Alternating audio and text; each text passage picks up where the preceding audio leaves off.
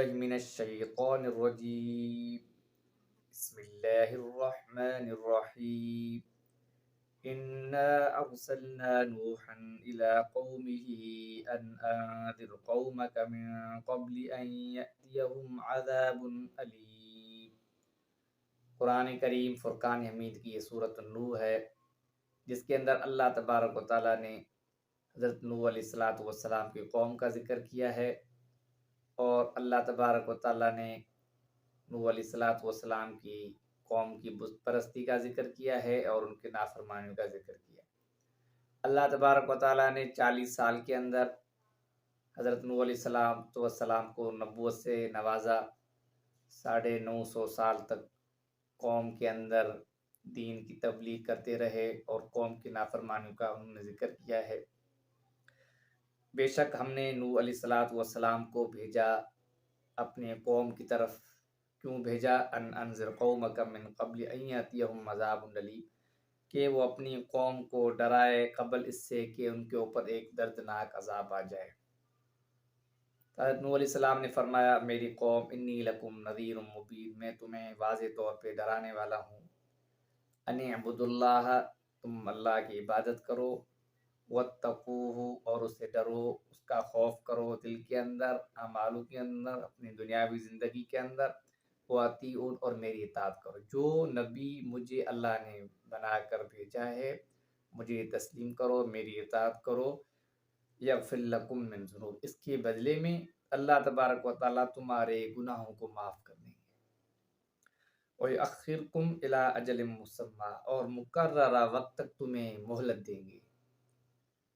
یقیناً ان اجل اللہ اذا جاء لا یؤخر، اللہ کا جو مقررہ وقت ہے اس کے اندر کوئی بدلاؤ نہیں آئے گا۔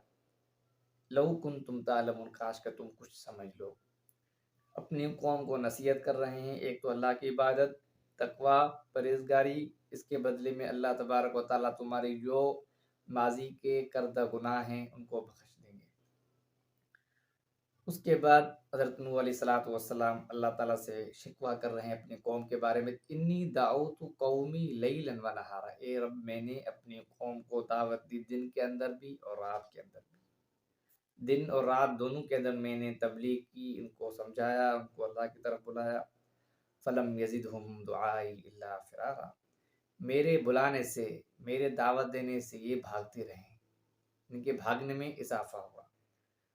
وَإِنِّي كُلَّمَا دَعَوْتُهُمْ، اور جب میں ان کو پکارتا تھا، لِتَغْفِرَ لَهُمْ، تاکہ اے اللہ آپ ان کی مغفرت کرے، ان کے خطاؤں کو بخش دے، تو یہ کیا کرتے تھے؟ جَعَلُوا أَصَابِعَهُمْ فِي آذَانِهِمْ، اپنی انگلیاں اپنے کانوں کے اندر ڈالتے تھے تاکہ میری بات کو سن نہ سکے۔ وَاسْتَغْشَوْا ثِيَابَهُمْ، اور اپنے کپڑے سمیٹتے تھے تاکہ میری تبلیغ اور میری دعوت کو سن نہ سکے۔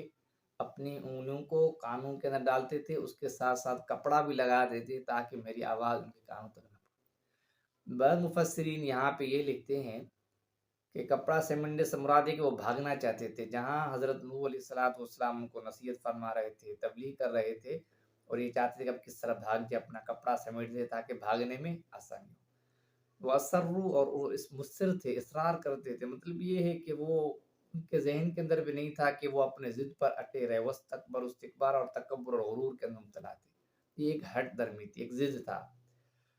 ثُمَّ إِنِّي دَعَوْتُهُمْ جِهَارًا، پھر میں نے ان کو برملا دعوت دی۔ ثُمَّ إِنِّي أَعْلَنْتُ لَهُمْ، میں نے اعلان ان کو دعوت دی۔ وَأَسْرَرْتُ لَهُمْ إِسْرَارًا، اور پوشیدہ طور پہ، اجتماعی طور پہ سب کے سامنے ان کو ان کے دعوت دی، اور جو ان کی کوتاہیاں تھی ان کے بارے میں ان کو بتایا۔ پھر انفرادی، تنہائی میں جا کے ان کو بتایا۔ تنہائی میں اس لیے کہ بسا اوقات انسان کسی کے اندر اگر کوئی ایسا جرم ہے، کوئی غلطی کرتا ہے، اس کو اکیلے میں اگر سمجھایا جاتا ہے تو وہ نصیحت کو قبول کرتا ہے۔ بسا اوقات کسی بڑی مجلس کے اندر اگر آپ کسی ایک موضوع پر بحث کریں گے تو مختلف لوگ ہوتے ہیں، ہر ایک کی اپنی ذہنیت ہوتی ہے۔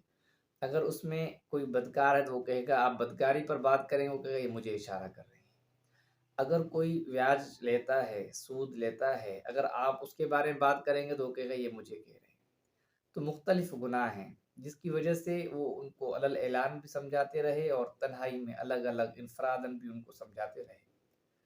اور اس کے بعد حضرت نوح علیہ السلام فرما رہے ہیں میں نے کہا استغفروا ربکم، اپنے رب سے استغفار مانگو، بخشش طلب کرو۔ یہ بہت بڑی چیز ہے، انسان کے اندر جب یہ چیز آ جائے، اس کے اندر خدا کا خوف آ جائے، اس کے اندر احساس آ جائے، پھر یہ ہوتا ہے کہ وہ اللہ کی طرف رجوع کرتا ہے۔ استغفر اللہ الذی لا الہ الا هو الحی القیوم، استغفر اللہ ربی من کل ذنب واتوب الیہ، یہ استغفار ہے۔ انہ کان غفارا، یقیناً اللہ کی ذات بخشنے والی ہے، مہربان ہے۔ یرسل السماء علیکم مدرارا، اس استغفار کے بدلے میں وہ تم پر موسلادھار بارش برسائیں گے، نمبر ایک۔ وَيُمْدِدْكُمْ بِأَمْوَالٍ وَبَنِينَ، اور تمہارے مال اور تمہاری اولاد کے اندر اضافہ کریں گے۔ وَيَجْعَلْ لَكُمْ جَنَّاتٍ، تمہارے لیے اس موسلادھار بارش سے باغات ہوں گے۔ وَيَجْعَلْ لَكُمْ نَہَارًا، اور نہریں برسیں گی۔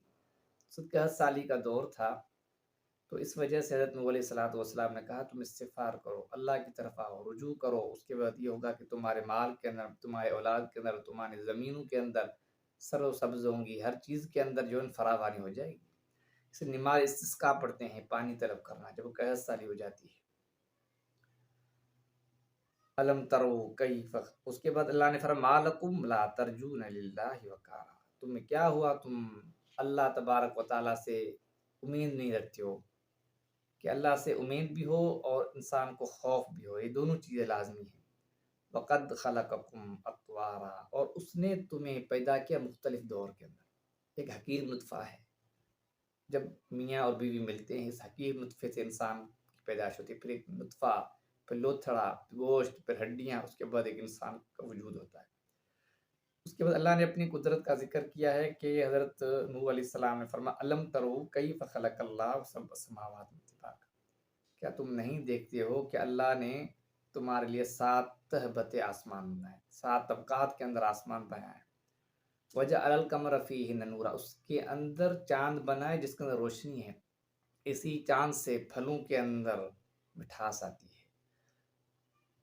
وجعل الشمس سراجا، اور اسی آسمان کے اندر ایک چرکتا اور چمکتا ہوا روشن سورج بنایا، اور یہ سورج صبح جب طلوع ہوتا ہے تو پوری دنیا کا نظام بدل جاتا ہے، اور یہ جب غروب ہوتا ہے تو اندھیرا چھا جاتا ہے۔ اسی سورج کی روشنی سے فصل جو ہے پکتے ہیں۔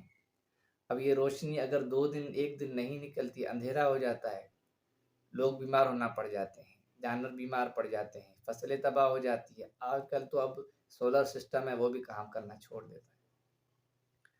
واللہ انبتکم من الارض نباتا، اللہ نے تمہارے لیے زمین سے نباتات اگائے ہیں، غلہ جات اگائے ہیں، اناج، سبزیاں، ترکاری، یہ سب تمہارے لیے، تم ہی اسی سے جو ہے فائدہ حاصل کرتے ہو۔ ثم یعیدکم فیہا، پھر تمہارے مرنے کے بعد تمہیں اسی زمین کے اندر لوٹایا جائے گا۔ ویخرجکم اخراجا، اس کے بعد جب قیامت کے دن حساب کتاب ہوگا، اسی زمین سے تمہیں دوبارہ نکالا جائے گا۔ واللہ جعل لکم الارض بساطا، اللہ نے تمہارے لیے زمین کے اندر کشادہ راستے بنائے ہیں۔ لتسلکوا منہا سبلا فجاجا، تاکہ تم اس میں مختلف طریقوں سے چلو پھرو، اسے فائدہ حاصل کرو اسی زمین سے۔ اس کے بعد اللہ نے حضرت نوح علیہ السلام کا ذکر کیا کہ حضرت نوح علیہ السلام نے اللہ سے فرمایا اے میرے رب انہم عصونی، میں نے مسلسل قوم کو دعوت دی، انہم عصونی، اس کے بدلے میں انہوں نے میری نافرمانی کی، اور میرے دین کی دعوت دینے سے کیا ہوا، وَاتَّبَعُوا مَن لَّمْ يَزِدْهُ مَالُهُ وَوَلَدُهُ إِلَّا خَسَارًا، ان لوگوں نے اپنے مال اور اپنے اولاد کی پیروی کی، جس کی وجہ سے ان کے خسارے میں مزید اضافہ ہو گیا، کہ مادیت کے پیچھے آگے، دنیا داری کے پیچھے آگے، اللہ کے احکام کو چھوڑ دیا۔ وَمَكَرُوا مَكْرًا كُبَّارًا، مختلف ہیلے کیے۔ پہلے تو انہوں نے کہا حضرت نوح نبی ہی نہیں ہے، یہ کیسا نبی ہے جو کھاتا ہے، جو پیتا ہے، جو بازاروں میں گھومتا ہے، جس کی وجہ سے انہوں نے سب سے پہلے یہ کہ حضرت نوح علیہ السلام کی ذاتی شخصیت کو نشانہ بنایا۔ جب ان کو نبی تسلیم نہیں کیا، پھر وہ خدا کے احکام لے کر ان کو کیسے تسلیم کرتے۔ وقالو، اور ان میں سے جو بڑے بڑے لوگ تھے انہوں نے کہا لا تذرن آلہتکم، نوح علیہ السلام کے کہنے میں آ کے اپنے معبودوں کو برا بھلا نہ کہو، ان کو چھوڑو نہیں، ان کی تابع داری کرو۔ ولا تذرن ودًا، نہ ود کو چھوڑو، نہ سوا کو، نہ یغوث کو، نہ یعوق کو، نہ نصرا۔ اللہ نے یہ 5 نام ذکر کیے، یہ اپنے وقت کے بزرگ تھے، نیک صالح تھے۔ جب یہ فوت ہو گئے، پھر ایک لوگوں نے سوچا کہ ہم جو ہے عبادت تو کرتے ہیں اور ان کو یاد کرتے تھے، پھر شیطان نے ان کے ذہن میں یہ بات ڈالی کہ وہ تو تمہارے بڑے تھے، نیک صالح تھے، اگر تم ان کی مورتی بناؤ، ان کا مجسمہ بناؤ، شکل اس کی بنا کر آگے رکھو، اس سے یہ ہوگا کہ تم عبادت کرو گے، تم عجز آئے گا، نوڑت آئے گی۔ تو جس کی وجہ سے انہوں نے جو ہے بت پرستی کا ابتدا یہیں سے شروع ہوتی ہے۔ یہ لوگ تو عبادت کرتے تھے، سامنے صرف ان کو دیکھتے تھے۔ پھر جب یہ لوگ مر گئے، اس کے بعد دوسری نسل آئی تو ان کو شیطان نے بہکایا کہ تمہارے بڑے تو ان کی عبادت کرتے تھے، جس کی وجہ سے ان کے اندر یہ بت پرستی شروع ہوگی۔